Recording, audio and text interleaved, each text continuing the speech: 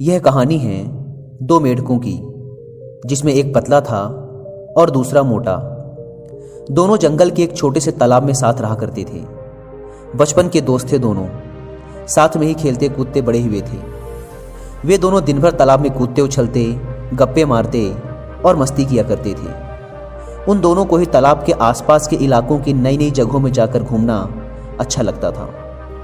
एक दिन ऐसे ही साथ में घूमते हुए दोनों जंगल के बाहर एक खेत में पहुंच गए। वहां उन्होंने देखा कि एक ग्वाला अपने गाय से दूध निकाल रहा था। उन्होंने कभी भी किसी को ऐसे दूध निकालते हुए नहीं देखा था। ग्वाले ने दूध निकालकर एक बाल्टी में भरकर रख दिया। वे दोनों उस दूध को देखकर बड़े आश्चर्य में थे, क्योंकि उन्होंने आज से पहले यह कभी नहीं देखा था। उन्होंने तो जंगल में केवल तालाब का गंदा पानी ही देखा था।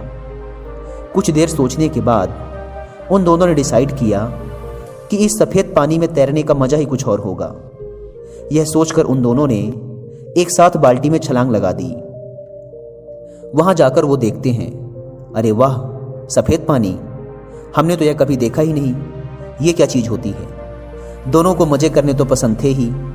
वे दोनों वहीं मस्ती करने लग जाते हैं।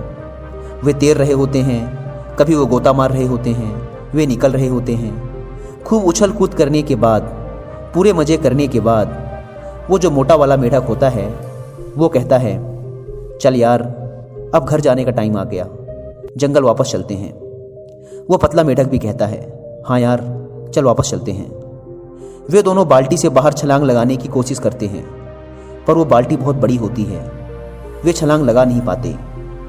वो दोनों बाल्टी के किनारे जाकर बाल्टी की दीवारों से छलांग लगाने की कोशिश करते हैं, पर वो देखते हैं कि वहाँ बहुत ज़्यादा फिसलन है। वे जब भी कूदने की कोशिश करते हैं, उनके पैर फिसल जाते हैं। उन्होंने लगातार कई बार प्रयास किया, कभी बाल्टी के बीच से तो कभी बाल्टी के किनारे उनकी दीवारों के सहारे कूदने का, लेकिन दूध की चिकनाहट और उसकी फिसलन की वजह से वे बाल्टी से बाहर नहीं निकल पा रहे थे। अब जो वो पतला वाला मेढक होता है वो मोटे मेढक को बोलता है, भाई देख, निकलना तो है हमें इस बाल्टी से बाहर, इसलिए हमें कोशिश तो करती रहनी पड़ेगी।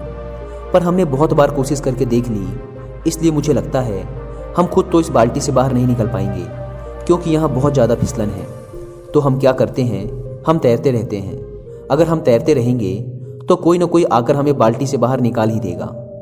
मोटा मेढक उस पतले मेढक की बात मान लेता है और दोनों तैरते रहते हैं। 1 घंटा, 2 घंटे, 3 घंटे हो गए, वो तैरते रहते हैं। कोई आकर उन्हें बाल्टी से बाहर नहीं निकालता। अब जो मोटा मेढक होता है वो तैरते तैरते थक जाता है। वो कहता है, भाई, अब मैं और पैर नहीं चला पाऊंगा। कई घंटों से तैरते तैरते मैं थक चुका हूँ। वो पतला मेढक कहता है, भाई देख, अगर तू पैर चलाना बंद कर देगा तो तू डूब जाएगा और कुछ देर में सांसें रुक जाएंगी और तू मर जाएगा। अपन को मरना नहीं है भाई, तू पैर चलाता रहे। वो मोटा मेढक थोड़ी देर तक पैर और चलाता है, फिर कहता है, भाई देख, हमने बहुत साथ दिया एक दूसरे का। हम दोनों बचपन के दोस्त हैं, आपस में बहुत मस्ती की, हंसी ठिठोली की, हमेशा साथ रहे। लेकिन मुझे लगता है कि आज ये सब खत्म होने वाला है। आज हो सकता है कि ये मेरी ज़िंदगी का आखिरी दिन हो। मैं और मेहनत नहीं कर सकता, मैं और पैर नहीं चला सकता, और अब शायद मैं डूबकर मर जाऊंगा। और उस पतले मेढक की आंखों के सामने उसका वह बचपन का दोस्त डूबकर मर जाता है। यह सब देखकर वह पतला मेढक और ज़्यादा तेजी से पैर चलाने लगता है।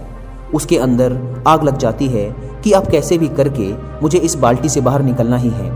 मुझे हार नहीं माननी। अगर मैंने भी हार मान ली तो मैं भी मर जाऊंगा।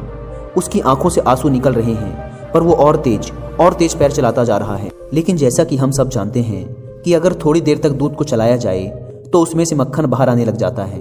और बिल्कुल ऐसा ही हुआ, क्योंकि बहुत घंटों से वो दोनों मेढक उस दूध में पैर चला रहे होते हैं, इसलिए उस दूध से मक्खन बाहर आने लग जाता है।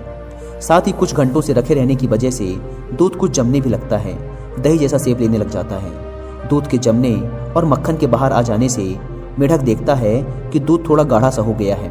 अब वह पहले जैसा चिपचिपा नहीं रहा। वह उस मक्खन के ऊपर बैठकर पूरे जोरों से एक छलांग मारता है और वो बाल्टी के बाहर आ जाता है। बाल्टी से बाहर आने के बाद कुछ देर तक तो उसे समझ ही नहीं आता कि आज उसके साथ क्या हुआ। उसका सबसे अजीज दोस्त, उसका बचपन का यार आज उसकी ही आंखों के सामने डूबकर मर गया था। और उसकी मौत क्यों हुई? क्योंकि उसने हार मान ली।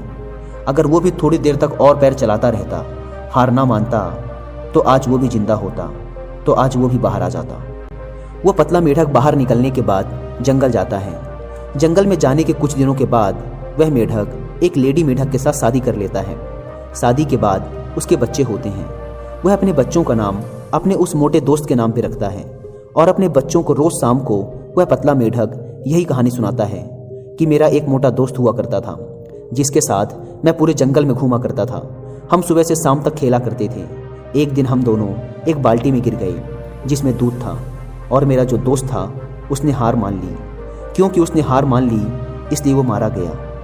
मैं तुम बच्चों को भी यही सिखाना चाहता हूँ कि जिंदगी में चाहे कुछ भी हो जाए, लेकिन कभी हार मत मानना। अगर तुम लोगों ने हार मान ली तो तुम्हारा भी वही हश्र होगा जो मेरे दोस्त का हुआ। दोस्तों, इस कहानी से हम सीख सकते हैं कि दूध का दही जरूर बनेगा, लेकिन उसमें वक्त लगता है। और अगर हमने वक्त से पहले हार मान ली तो हमारा भी वही हाल हो सकता है। हो सकता है हमें ज़िंदगी में अभी तक वो सब ना मिला हो जो हम चाहते हैं, लेकिन लाइफ में मिलता उन्हें ही है जो कभी हार नहीं मानते। ये भी हो सकता है कि हमें वो सब ना मिले जिसे हम हासिल करना चाहते हैं, लेकिन हमसे ये सुकून कौन छीन पाएगा कि हमने उस चीज़ को पाने के लिए आखिरी दम तक प्रयास किया। एक बात हमेशा याद रखना दोस्तों, हम हारते तब नहीं जब लोग हमसे कहते हैं कि तू हार गया, बल्कि हम हार तब जाते हैं जब हम खुद हार मान लेते हैं।